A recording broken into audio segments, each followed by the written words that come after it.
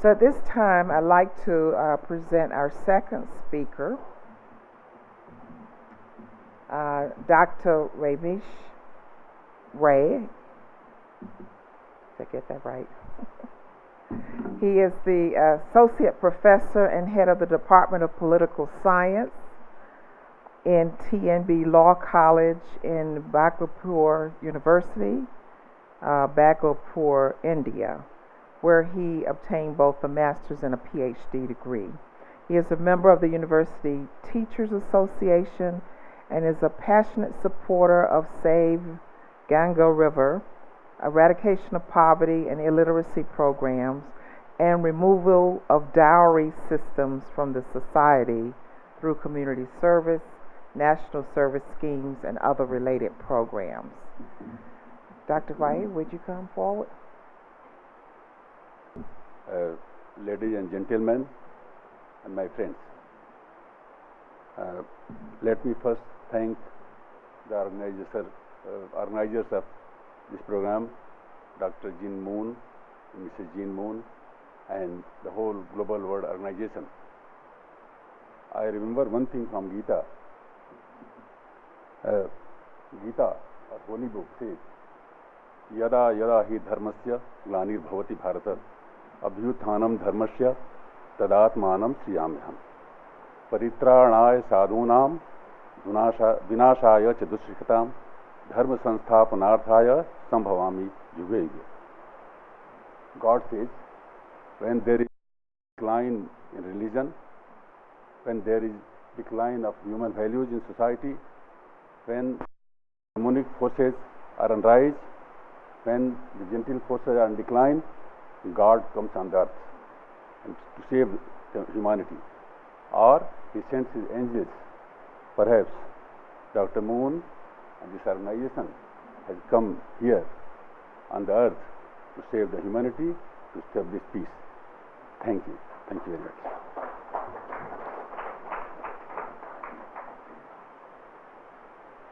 But here I want to narrate some my personal experiences from Indian society.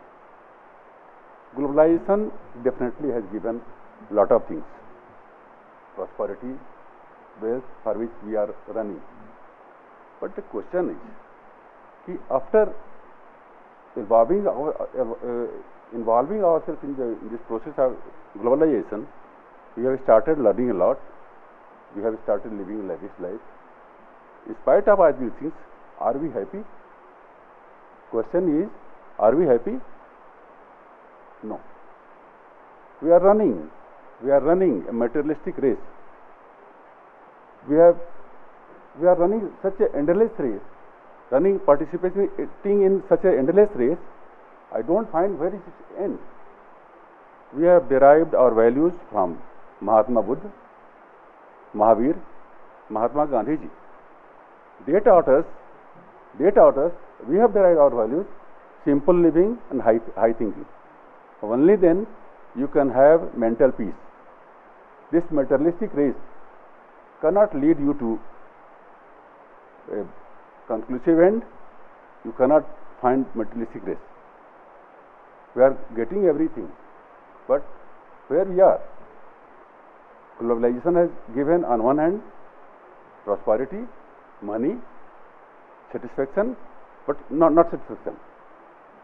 Worst sufferers in my society are the family system, the senior citizens, old persons, ladies, children, and the institution of marriage. These things are on very risk. I find that joint family system is breaking. Joint family system is breaking because the people in search of wealth in this race of globalization are living separately. Husband is working somewhere else, wife is working somewhere else. What about children? They are sent to hostel.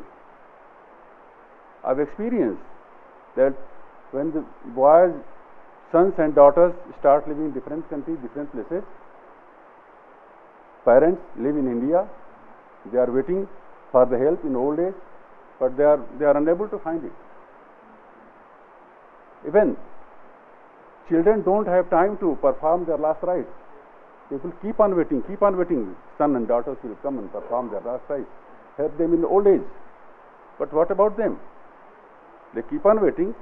Sometimes I find that people die and their wards, their sons and daughters do not reach India to perform their rites, last rites. I remember there was my one colleague, he was a principal in my university. His wife was head of department of a postgraduate department. When the husband died, the son arrived from Canada after 3-4 days. We have, in the Hindu way of life, we have certain rituals. We perform the last rite and we pray to God continuously for 12-13 days, very full process. But when the son came there, he had no time. And he took a shortcut, performed all his duties within 3 days, went back. And last rite was performed by his wife. In Hindu family system, the son has right to perform the last rites of his father. But there was compulsion, son could not reach, and the wife had to perform last rites. He had to light the fire. This is the situation we are facing there. I don't know where the family is going, where the system is going. Marriage is a holy institution in our system. And elders have to play a very important role in marriage. Elders settle the marriage, and when in Hindu religious system we perform marriage ceremony, we take second rounds of holy fire, and we promise, husband and wife both promise with each other that yes, we will continue this married life till the end of the day, and again we shall reborn and remarry. 7 rounds means 7 lives. Continuously we will born, get remarried, live in family system, and then this is minimum promise we do with each other. But nowadays the institution of marriage has been threatened. Elders are being neglected. The boy and girls working in different countries, different places, they settle their marriage on their own. Intercaste marriages, interstate marriages, interreligion marriages are taking place. The worst thing is the next generation which is coming on this earth is in very bad shape. We are producing dumb babies, confused babies. There is nobody to look after the babies because mother is working somewhere else, father is working at another place, the baby is in the hostel. But before going to hostel, baby is in the house, in the hands of female servant or male servant. Sometimes mother of the wife comes to look after the baby, sometimes the mother of husband comes. Suppose both are from different cultures, different languages, baby is linguistically so confused that she or he doesn't speak. Reality is baby is 7 years old, 8 years old and doesn't speak. We are facing that problem. Older people, you have seen. Reality is babies have become byproduct of pleasure. People are neglecting babies. Meanwhile, a new thing has emerged, dowry system. For the sake of female babies, you have to pay dowry. This is very bad. What happens? Because we have to pay dowry, we don't have sufficient money. What we do? Pre-birth sex determination tests have started. The moment people come to know, the female baby is coming, female foeticide is there. These are problems we are facing very badly in India. What is solution? We will have, I think, we will have to go back again to our Vedas, our ancient system, where our ancestors, our forefathers, our angels have taught us simple living and high thinking.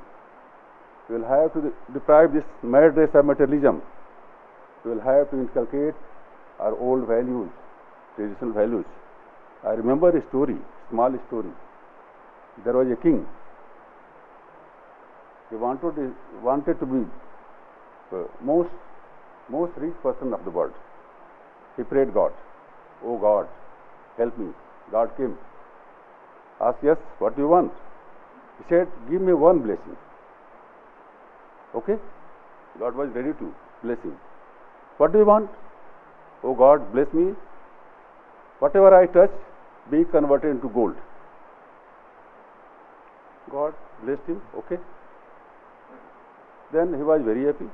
He touched his throne first. The throne was converted into gold. He became happy. Again he touched his bed.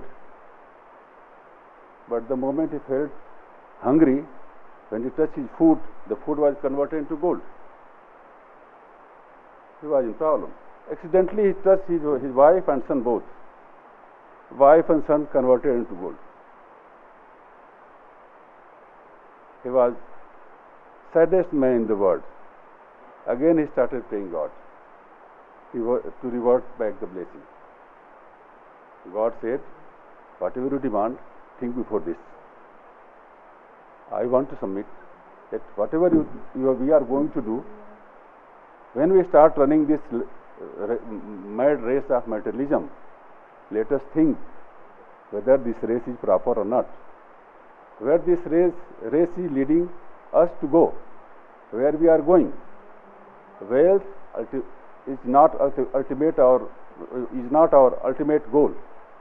With wealth, with prosperity, definitely money is good source of living. Some amount of money is required for us. But the best thing we have learned from Mahatma Gandhi, Lord Buddha, Mahatma Buddha, he was son of a king.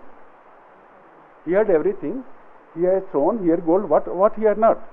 Then why denounce his throne? Why went in the forest? And when he became happy, Lord Buddha was happiest when he was enlightened. He was not happy when he was waiting for the throne as a prince. Here, I have to submit. I have to request you all. Let us have some wealth for living, but we should definitely think what is value of sacrifice. Love, sacrifice, donation, and compassion for others is diminishing, vanishing. We will have to establish love. We will have to sacrifice. Let us think what we are doing for others. Why do we expect what others are doing for us? We should not expect from others. I have to submit that let us adopt one-way traffic. One-way traffic. Give and give to others. Don't expect anything from others. Only then we can be able to sustain a peaceful, happy life.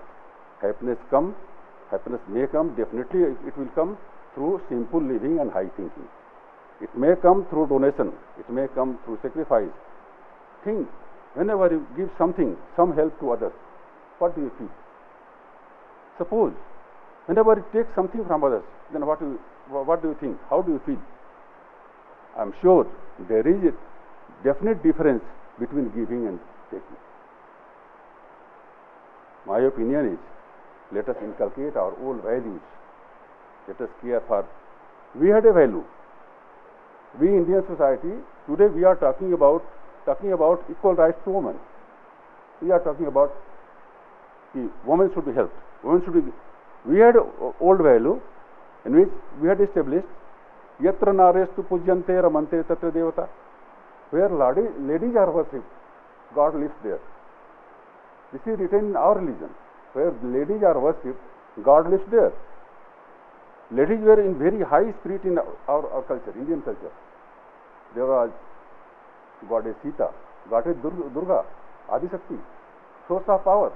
Whenever gods were in trouble, Goddess Durga came and helped them. Ladies, female power, they were more powerful than male. Today, we are talking about these things. We are talking about how should we stop overconsumption? If we stop overconsumption, we will feed several nations, millions of people. But Mahatma Gandhi taught us this lesson 80 years back, a parigrah. A parigrah was his theory. Don't take more than what is required for you. What do you need for living? What do we need for living? To live in a one-room flat, we need one bed, two piece of clothes. We need 8-10 breads to live. But what we are doing? If I have a car, I want a Mercedes. If I have a Mercedes, you want something else. These things are not going to end. And I'm sure these things will not send us to a pleasant life. Let us inculcate hope. Let us inculcate our old values. Let us teach our children moral values. Definitely, we should establish a system of teaching moral values in our schools. We should teach our younger generation studying in university the issue of sacrifice, the social service. Only then a happy family life, a happy family, a happy world can be established. Thank you. Thank you, Dr. Rai.